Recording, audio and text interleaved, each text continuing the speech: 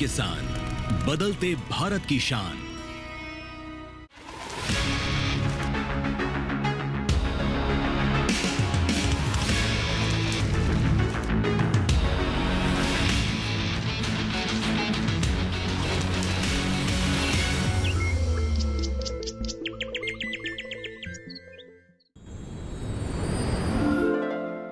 कृषिर्धन्या कृषिर्मेध्या जंतुनाम जीवनम कृषि, अर्थात कृषि संपत्ति और मेधा प्रदान करती है और कृषि ही मानव जीवन का आधार है। नमस्कार दोस्तों, मैं हूं मनीष और आप सब लोग देख रहे हैं एग्री की उड़ान।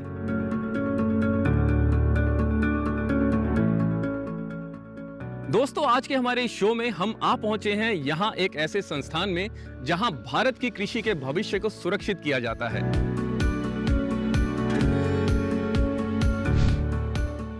जहां यह प्रयास किया जाता है कि आपकी थाली तक पहुंचने वाला अन्न जो है वो रसायन से मुक्त हो और पोषण से भरपूर हो। जी हां, हम बात कर रहे हैं NCONF की, यानी भारतीय जैविक एवं प्राकृतिक खेती केंद्र की, जो उत्तर प्रदेश के गाजियाबाद में स्थित है।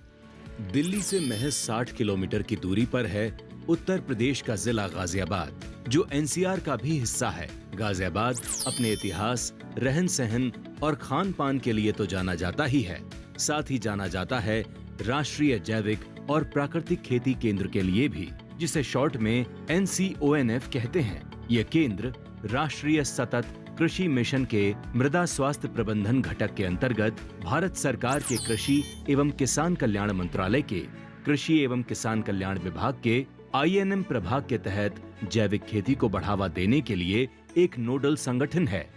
ये राष्ट्रीय जैविक एवं प्राकृतिक खेती केंद्र है जो गाजियाबाद में स्थित है, और इस सेंटर का जो मेन मैंडेट है, जो मेन फंक्शंस हैं इसके, वो ये है कि यहाँ पर जैविक खेती और प्राकृतिक खेती और प्रमाणीकरण के बारे में जो है हम प्रचार प्रसार करते हैं और प्रमोट करते हैं ऑर्गेनिक फार्मिंग और नेचुरल फार्मिंग को through capacity building programmes, trainings के द्वारा और प्रशिक्षण के अलग अलग कार्यक्रम हम चलाए जाते हैं पूरे देश भर में। NCONF साल 2004 में अपने क्षेत्रीय केंद्रों के साथ जैविक खेती पर राष्ट्रीय परियोजना को लागू करने के लिए शुरू किया गया, जिसका साल 2022 में राष्ट्रीय जैविक खेती केंद्र का नाम बदलकर राष्ट्रीय जैविक और प्राकृतिक खेती केंद्र कर दिया गया। इसके तहत देश में 5 क्षेत्रीय केंद्र भी हैं, जो किसानों को प्राकृतिक जैविक खेती के लिए प्रशिक्षण और जरूरी दिशा निर्देश देने का काम करते हैं। ये केंद्र इस प्रकार हैं: गाजियाबाद उत्तरी क्षेत्र, बेंगलुरु दक्षिणी क्षेत्र, भुवनेश्वर पूर्वी क्षेत्र, नागपुर पश्चिम और मध्य, इम्फाल उत्तर पूर्वी क्षेत्र। जो क्षेत्रीय हमारे जैविक एवं प्राकृतिक खेती केंद्र हैं, वो 5 केंद्र हैं इस नेशनल सेंटर के अंडर में, और वो स्थित हैं। जैसे सबसे पहले तो हमारा हेडक्वार्टर गाजियाबाद है, यहाँ पर लेबोरेटरी भी है जो कि NABL एक्रेडिटेड हो गई है, और उस लेबोरेटरी में ऑर्गेनिक इनपुट्स को टेस्ट किया जाता है। ऑर्गेनिक प्रोड्यूस को नहीं, ऑर्गेनिक इनपुट्स को, जिसको हम कहते हैं bio fertilisers, organic fertilisers as per fertiliser control order. तो इसके अलावा हमारी दूसरी लेबोरेटरी जो है, या regional centre organic and natural farming का, नागपुर में है, जो 5-6 स्टेट्स को कवर करता है। जैसे कि हेडक्वार्टर गाजियाबाद पूरे नॉर्दर्न रीजन को कवर करता है, तो मिड रीजन को जो है हमारा नागपुर सेंटर कवर करता है। इसी तरह से बेंगलौर सेंटर है, जिसको हम regional centre for organic and natural farming Bangalore कहते हैं, तो वहाँ पर भी 4-5 स्टेट्स को वो कवर करता है, सॉदर्न स्टेट्स को। इसी तरह से ईस्टर्न के लिए जो है हमारा regional centre for organic and natural farming Imphal है, जो कि पूरी नॉर्थ ईस्टर्न स्टेट्स को कवर करता है। इसके साथ साथ हमारा भुवनेश्वर सेंटर भी है, जो कि बिहार, झारखंड और अंडमान निकोबार, उड़ीसा में स्थित है, भुवनेश्वर में, और वो कवर करता है 5-6 स्टेट्स को। तो इस तरह से पूरे देश में जो है प्राकृतिक खेती और जैविक खेती के बारे में प्रचार प्रसार और ऑर्गेनिक इनपुट्स की टेस्टिंग जो है हमारे सारे सेंटर्स देखते हैं, और हमारे सारे सेंटर्स जो हैं वो PGS इंडिया सर्टिफिकेशन की इम्प्लीमेंटेशन का जो मॉनिटरिंग है उसका भी कार्य करते हैं। तो आइए जानते हैं इस शो में कि ये केंद्र कार्य कैसे करता है और इस केंद्र का भारत के किसानों के साथ क्या सरोकार है। आइए NCONF में। मौजूदा समय में सरकार कृषि के क्षेत्र में खासा ध्यान दे रही है, क्योंकि हरित क्रांति के दौर में खाद्यान्न समस्या से निपटने के लिए केमिकल फर्टिलाइजर का इस्तेमाल किया गया, जिसके दूरगामी परिणाम नुकसानदायक रहे। रासायनिक खेती से मिट्टी की उर्वरा शक्ति कमजोर होती गई, मित्र कीट व बैक्टीरिया मारे जाते रहे, जिसका सीधा असर पैदावार पर पड़ा। इसलिए अब किसान एक बार फिर प्राकृतिक खेती का रुख कर रहे हैं। सरकार का जोर इस समय 6 प्राथमिकताओं पर है, जिनमें पहली है उत्पादन बढ़ाना, दूसरी उत्पादन की लागत घटाना, तीसरी उत्पादन के ठीक दाम देना, चौथी प्राकृतिक आपदा में राहत की ठीक राशि देना, पांचवी कृषि का विविधीकरण, छठी प्राकृतिक खेती को बढ़ावा देना शामिल है। वहीं इस केंद्र का कार्य बेहद विस्तृत है, जिसे मुख्य रूप से 4 भागों में बांटा गया है, जिनमें से पहला है किसानों को रसायन मुक्त खेती के लिए प्रोत्साहित करते रहना, जिससे किसानों के बीच जैविक और प्राकृतिक खेती को लोकप्रिय बनाने और उन्हें जैविक खाद सहित कृषि इनपुट का उपयोग करने के लिए प्रोत्साहित किया जा सके। साथ ही प्रशिक्षण साहित्य का प्रकाशन, कृषि के क्षेत्र में सफल हो रहे किसानों की कहानियां, राष्ट्रीय अंतर्राष्ट्रीय प्रदर्शनियों, व्यापार मेलों, सेमिनारों का आयोजन करना।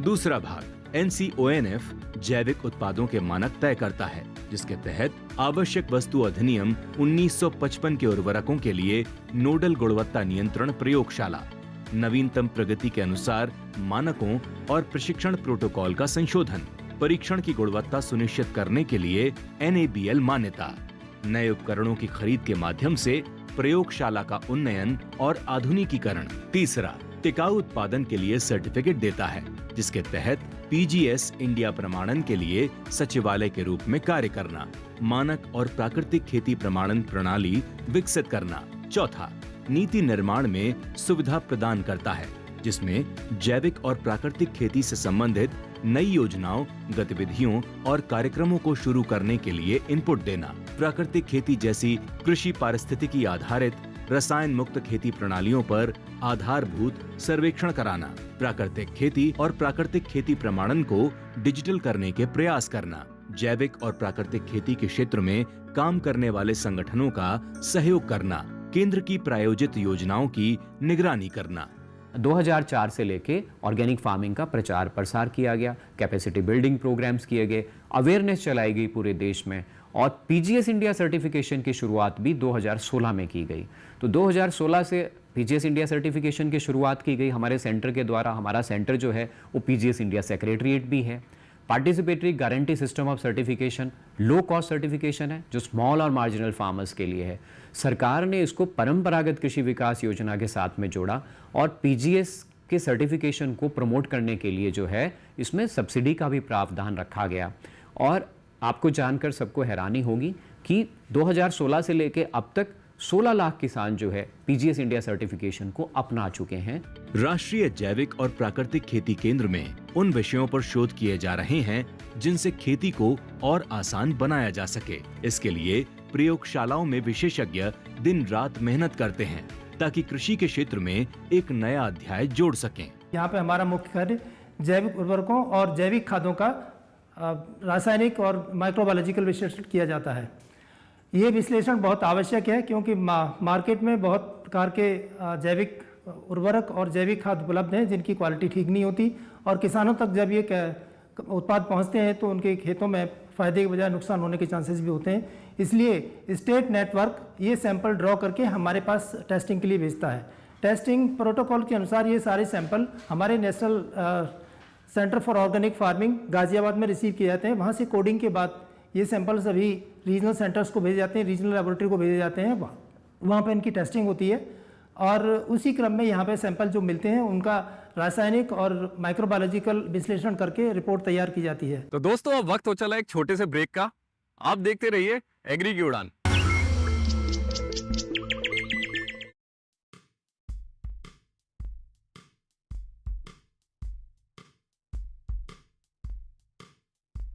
मतलब हर पंजाबी फैमिली जो है वो एटलीस्ट संडे को एक बार कढ़ी पकौड़ा और चावल तो जरूर खाती है ना।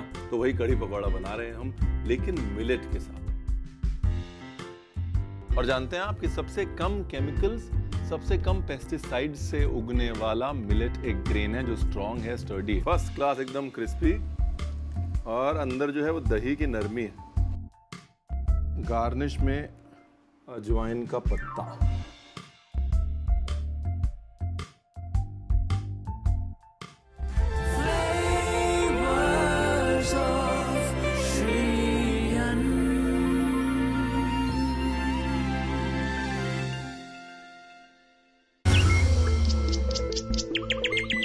साल 2023-24 के बजट के तहत सरकार ने 1 करोड़ किसानों को प्राकृतिक खेती अपनाने के लिए सहायता की बात कही थी, जिसके लिए राष्ट्रीय स्तर पर वितरित सूक्ष्म उर्वरक और कीटनाशक के लिए 10,000 बायो इनपुट रिसोर्स केंद्र बनाने पर जोर दिया, जिससे पर्याप्त मात्रा में खाद उपलब्ध हो सके।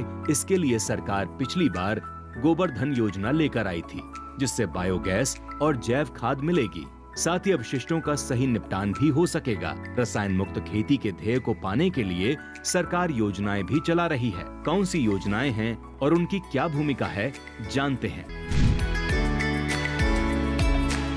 नॉर्थ ईस्टर्न रीजन के लिए mission organic value chain development for north eastern region, वो एक एक्सक्लूसिव स्कीम है जो एफपीओ के माध्यम से एफपीओ एफपीसी को बनाना, उनकी पूरी जितनी भी उनका इस्टेब्लिशमेंट है एफपीओ का, वो पूरी उनको सब्सिडी दी जाती है 90% के आधार पर। और इस वक्त आपको हैरानी होगी, नॉर्थ ईस्टर्न साइड में करीब 250 के करीब एफपीओ जो हैं वो इस्टेब्लिश किए जा चुके हैं और उनको पूरी supply chain starting from seed से लेके और उनकी कैपेसिटी बिल्डिंग से लेके उनकी पूरी फील्ड मैनेजमेंट, इनपुट सप्लाई से लेके उनको processing, harvesting, post harvest management, marketing तक का थर्ड पार्टी सर्टिफिकेशन के द्वारा इवन एक्सपोर्ट तक का भी एफपीओज़ के लिए जो है इस स्कीम के तहत प्रावधान है। तो MOVCD NER की वेबसाइट में भी आप देख सकते हो, इसकी अधिक जानकारी वहाँ से मिल जाएगी। परंपरागत कृषि विकास योजना में लोकल ग्रुप को इस्टेब्लिश किया जाता है किसी भी स्टेट में जहाँ भी ये चलाई जाती है। परंपरागत कृषि विकास योजना में किसानों को ग्रुप में इकट्ठा होके मिलके उनको प्रेरित किया जाता है, मोबिलाइज किया जाता है, उनकी कैपेसिटी बिल्ड की जाती है ट्रेनिंग्स के द्वारा। ये सारा सब्सिडाइज्ड रहता है और उनको ऑर्गेनिक इनपुट्स भी दिए जाते हैं सब्सिडी की फॉर्म में, और उनको पोस्ट हार्वेस्ट मैनेजमेंट, उनको ब्रांडिंग, लेबलिंग और मार्केटिंग तक का प्रावधान रखा गया है इस स्कीम में, परंपरागत कृषि विकास योजना की स्कीम में। अधिक जानकारी आप जो है हमारी मिनिस्ट्री ऑफ एग्रीकल्चर की वेबसाइट से भी ले सकते हैं और हमारी NCONF की वेबसाइट में भी आपको कुछ जानकारी मिल जाएगी। National project on organic farming, जो गवर्नमेंट ऑफ इंडिया ने ये स्कीम है, ये बड़ी सबसे पहली स्कीम थी national project on organic farming under national mission for sustainable agriculture. जो मिनिस्ट्री ऑफ एग्रीकल्चर का मिशन था सस्टेनेबल एग्रीकल्चर के लिए, उसमें सबसे पहला जो प्रोजेक्ट चलाया गया वो national project on organic farming चलाया गया। उस national project on organic farming के तहत ही एक ऑब्जेक्टिव था setting up of national centre for organic farming.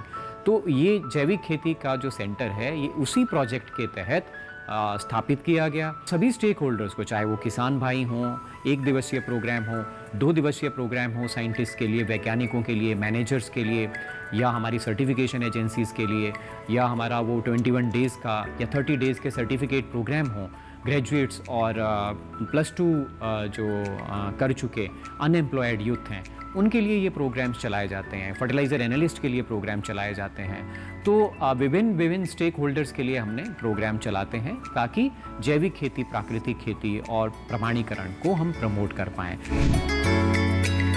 भारतीय प्राकृतिक कृषि पद्धति, आपने देखा होगा एक और स्कीम का नाम BPKP के नाम से मशहूर है स्कीम। तो 2020-21 में BPKP के नाम से भारत सरकार ने प्राकृतिक खेती को बढ़ावा देने के लिए जो है ये स्कीम चलाई।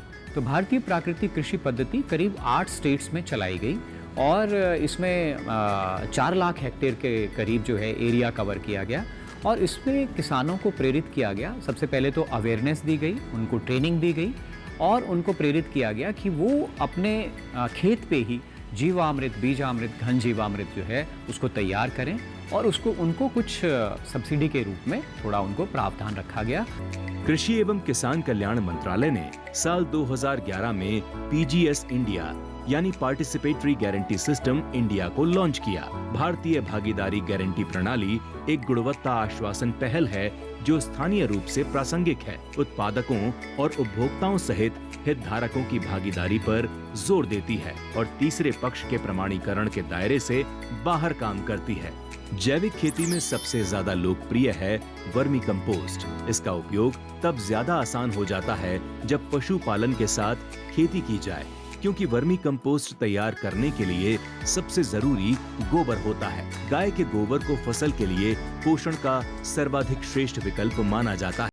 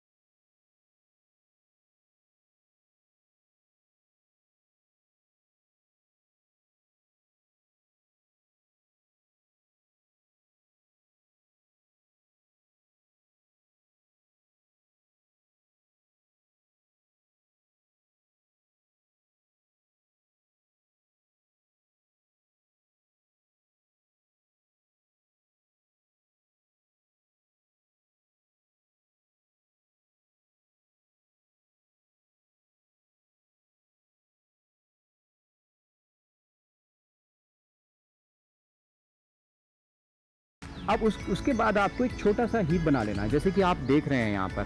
तो ये हीप बना हुआ है, इसमें आप साइड में एक इसकी चौड़ाई जो है वो 3 से 4 फीट हो सकती है, लंबाई 5 फीट से लेके आप 10 फीट तक रख सकते हो, जैसे आपकी सिचुएशन।